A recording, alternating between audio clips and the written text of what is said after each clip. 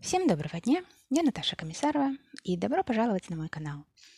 Сегодня будет коротенькое подключение, я просто покажу вам, что у меня в процессах. У меня есть одна готовая работа, тоже ее вкратце покажу, и расскажу, как у меня идут дела с моими продвижениями. Давайте, наверное, начнем с готовой работы, и это такая вот шапочка. Шапочка связана из пряжи Drops Cotton Merino.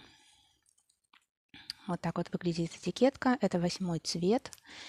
Я думаю, что все знают эту пряжу. Это 50% мериносовая шерсть и 50% хлопок. У меня был один полный моток и один моток начатый. И, честно говоря, я его не взвешивала. Я не знаю точно, сколько там было.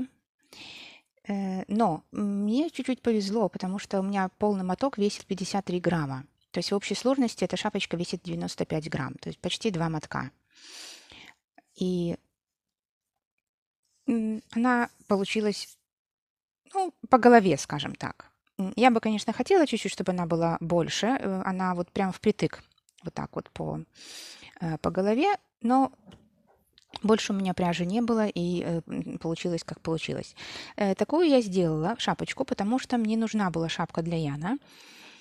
Те шапки, которые я делала из другого мериноса, они почему-то, Ян почему-то на них жаловался, что они ему колятся. И у меня была шапка, которую я вязала, по-моему, в прошлом году. Я ее вязала на продажу. Она у меня осталась, но Ян ее сразу забрал у меня, сказал, что он ее будет носить.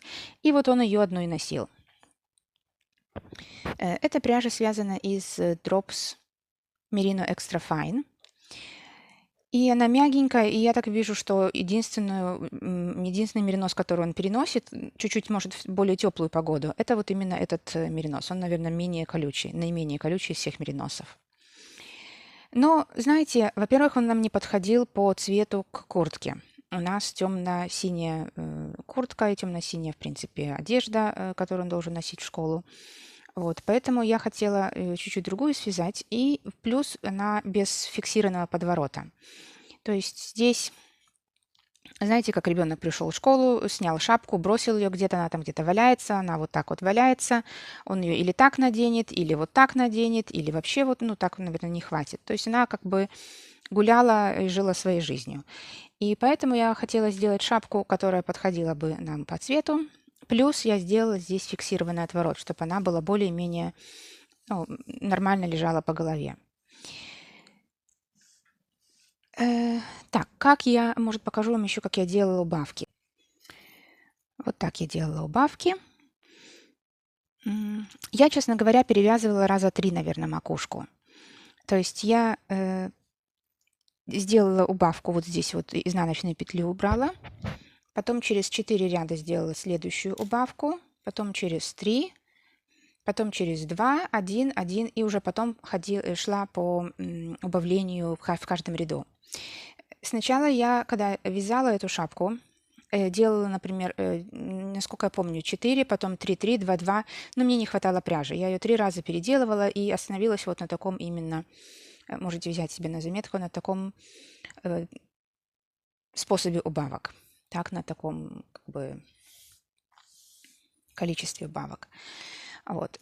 Шапка вышла практически по голове, Ян ее носит, она очень растягивается. Я ее стирала в машинке уже 2 раза на 40 градусах, и, в принципе, ничего ей не случается. Она хорошо растягивается. Сейчас она такая вот подсобранная, потому что она только-только после стирки, но она растягивается. Она очень растягивается в ширину, и вот эта вот макушка чуть-чуть, конечно же, как бы сплющивается, так, когда она растягивается. Вот эта шапка не стиранная еще, и видите, какая она растягивается. Это такая же будет.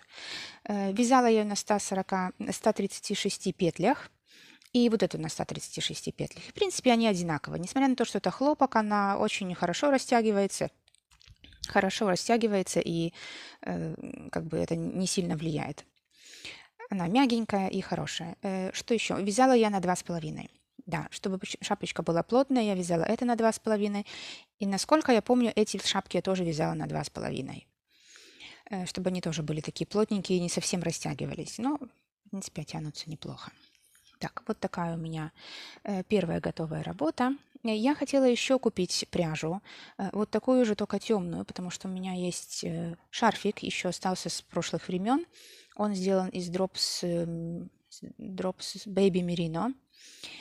Мы его мало, правда, носим, потому что это шарфик. Вот, но хотела купить такую же пряжу. Думаю, что она была такая же бы по цвету. Вот этот Drops Merino Extra Fine был бы такой же цвет, как этот Drops Baby Merino. Насколько вижу, цвета там очень похожи. И, в принципе, они подходят. Так? То есть одна фирма, цвета более-менее похожи. Ну, я так подумала, у нас есть эта шапка пока она нам все равно не нужна будет на зиму. Поэтому, может, будет какие-то скидки будут еще, потому что, не знаю, не хочется, честно говоря, выдавать, сколько это получается. 10, наверное. Нет, да, почти 30. $30 будет, если я буду покупать 3 мотка, например, на эту шапку, а плюс еще на какую-то, не знаю, шарфик или еще что-то. Тем более, что у меня пряжи достаточно, и надо использовать то, что есть. Ну, не знаю, посмотрим. Еще буду думать. Все равно пока это не нужно. У меня есть еще снуд, вот такой вот. Это тоже из того как бы цикла навязывания на продажу. Это была шапка. Сейчас это снуд. Я эту шапку тогда, наверное, не знаю, то ли не продала, то ли просто переделала. Переделала ее на снуд, но Ян ходит в школу, это уже несерьезно, он такой носить не будет. И, честно говоря, не очень мне это нравится, вот эта вот юбочка, как вышла. А пряжу эту можно было бы использовать. Она как раз синяя, правда, светло-синяя, не темно-синяя, но подумаю, может, из этого можно вот шапку сделать. Единственное, что ее надо будет перевязать, потому что здесь, по-моему, 144 или даже 146 петель, то есть она намного больше, чем та. И, конечно же, будет растягиваться. Так что может это просто перевязать и сделать нормальную шапку побольше с фиксированным отворотом. Кстати, о фиксированном отвороте. Здесь я как я ее вязала, может, я вам расскажу. Да, это лицевая сторона. Лицевая. Сейчас, подождите, посмотрю, на какую сторону. Да, это лицевая сторона. И я вязала ее так, чтобы делать убавки потом по лицевой стороне. То есть я вот так вот начала, набрала петли и вязала вперед. Когда я дошла до этого места, честно говоря, я не помню. По-моему, я провязывала изнаночную петлю, а лицевую я снимала с нитью, только вот не помню, за работой или перед работой. У меня есть видео, я вам оставлю это в инфобоксе, видео, которое показывает, как делать отворот в одну и в другую сторону. Я здесь делала, это будет отворот, который с провязыванием изнаночной петли. Здесь я провязала только 2. И, в принципе, мне этого хватило. 2 ряда, в смысле. Мне этого хватило. Подворот хороший, и он хорошо как бы носится, не перегинается, и все хорошо. Здесь вот вышила буквочку «Я», чтобы она тоже не потерялась, потому что все вещи подписаны должны быть в школе, потому что все, говорю, все прыгает, бегает, носится и топчется в раздевалке, и это все теряется постоянно. Иногда бывает, что ботинки собираю по всей раздевалке, шапки и форму на физкультуру, так что тоже поделала это. Так, второй процесс, который я вам покажу, это мой свитер. Не знаю, виден ли он весь. Вот так он сейчас выглядит. Вот такая вот у меня как это назвать? Такое изделие. Здесь я уже закрыла, вижу, подрезы. Здесь еще, по-моему, не закрыла. Один мне остался, да. Так, какие у меня здесь проблемы? Что мне здесь не нравится? Все-таки опять у меня вышла вот эта вот часть слишком широкая. То есть, и мне на заметку, на следующий раз, и на заметку тем, кто вяжет таким способом, это реглан погон снизу. Вот здесь вот, когда мы начинаем присоединить рукава и начинаем делать убавки, я там в мастер-классе, в описании как бы, давала, что делаем убавки в каждом, по 2 убавки через ряд. И провязываем сначала там пару рядов. Для детей, конечно, может это и хорошо, но для взрослых все-таки я здесь уже даже не провязывала никаких рядов пустых. Я сразу же начала убавки. И из того, что я вижу, убавки надо делать в каждом ряду. Может в каждом ряду не по рукаву, а в каждом ряду по телу, так, чтобы его чуть-чуть уменьшить, а в рукаве через ряд. Но все-таки здесь надо чаще делать убавки. И я в следующий раз это уже точно приму на заметку. Я в прошлый раз думала еще, но теперь я точно уверена. Это, конечно, я не буду уже переделывать. Он, в принципе, сидит неплохо. Нету смысла все это перевязывать. Тем более, что горловина у меня тоже неплохая вышла.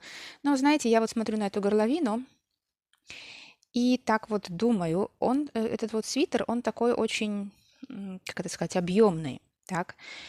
И я планировала горловину сделать обыкновенную.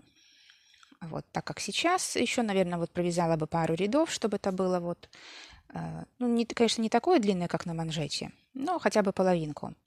Но я сейчас вот смотрю, я уже мерила его несколько раз, и думаю, что на такой объемный свитер все-таки нужна высокая горловина. То есть это надо сделать ближе к гольфу. Не знаю, почему-то вот мне пришла такая идея в голову, и попробую, наверное, все-таки связать. Я в пряже не ограничена. У меня вот этот вот моток, это уже, наверное, третий, который я себе размотала. Это бобинная пряжа. Тут меринос и, наверное, процентов 10 кашемира.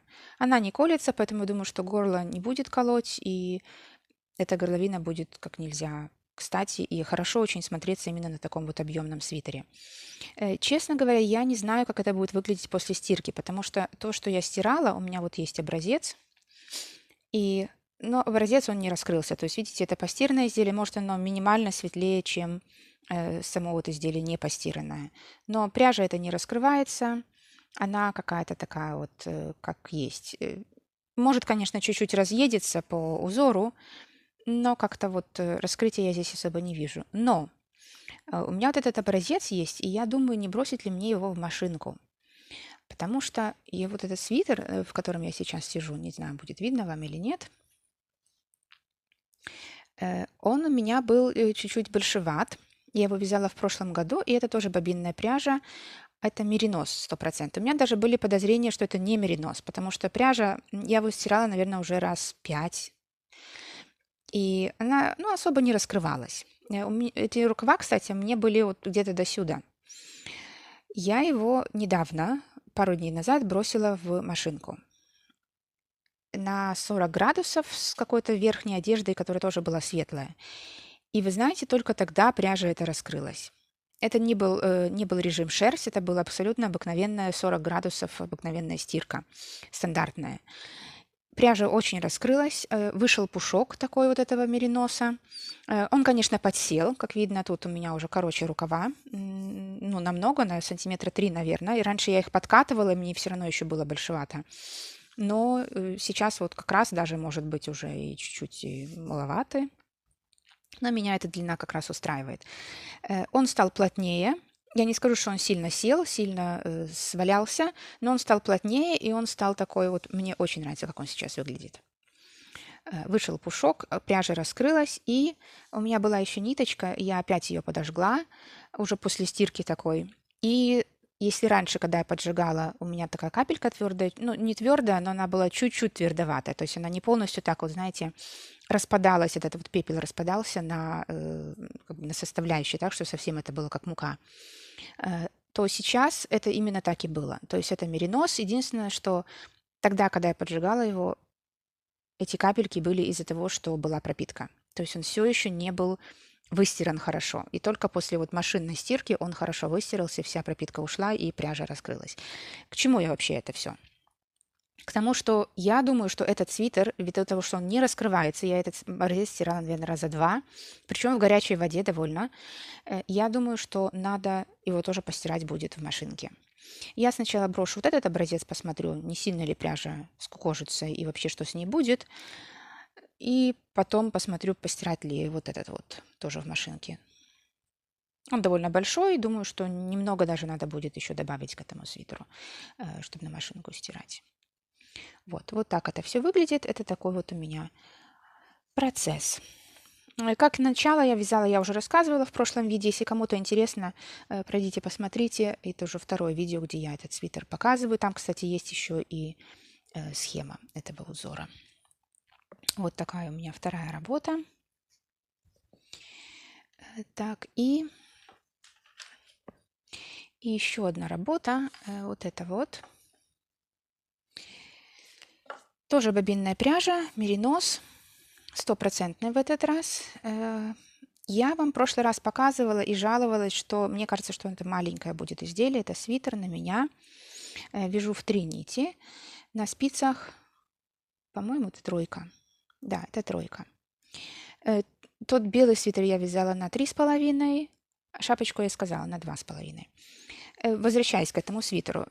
Когда я провязала уже все тело, это я уже тело все провязала, я вижу, что нет, что ширина хорошая, он мне будет подходить. Я не хотела такой мешковатый свитер, я хотела, чтобы он был более-менее по фигуре. И все хорошо. Да, резинка связана на двойке, и она чуть-чуть вот собирается, но я думаю, что после стирки она разойдется. Вот. Но он нормально. Так как надо. Я уже провязала все тело, и сейчас буду начинать вязать рукава. Но у меня, как всегда, проблема с пряжей. В прошлом видео, по-моему, я, когда брала эти вот 3 бобинки, у меня их 5, и я из 3 бобинок вязала одновременно. У меня было подозрение такое, что одна светлее. И да, я проверила партии, и вот эта бобинка, она с другой партии. То есть у меня 4 бобины одной партии, и вот это вот одна другой. Я этого сразу не заметила. Рукава я буду вязать, конечно же, не из этой, а из тех 3, которые другого цвета, из одной партии. И вот я думаю, не будет ли это сильно заметно, когда я их присоединю. Подозреваю, что вот этой бобинки мне хватит, чтобы уже закончить изделие, потом кокетку и все остальное после присоединения рукавов. Но вот не будет ли сильный контраст с рукавами, потому что рукава я буду вязать, чуть-чуть другим цветом. Надеюсь, что нет. Тут не сильно, конечно, это все видно. Не сильное различие в цвете, но видно. Может, сейчас это не так сильно, но все равно чуть-чуть светлее вот эта бобинка. Есть такое. Посмотрим, как это получится. Надеюсь, что ничего. Ничего, ни на что это не повлияет, и все-таки будет цвет более-менее один. Выглядит более-менее, пряжа хорошо ложится, ровненькая, и, начало только изделия, так что посмотрим, как это будет дальше. Тоже буду вязать погоном, уже с учетом тех, замечаний, которые я сделала чуть-чуть раньше. Вот такие у меня успехи, вот такие у меня процессы. Надеюсь, что я успею это сделать хотя бы к Новому году, хотя бы одно изделие. Посмотрим, что у меня с шапками будет. Это все. Спасибо большое за внимание и до новых встреч!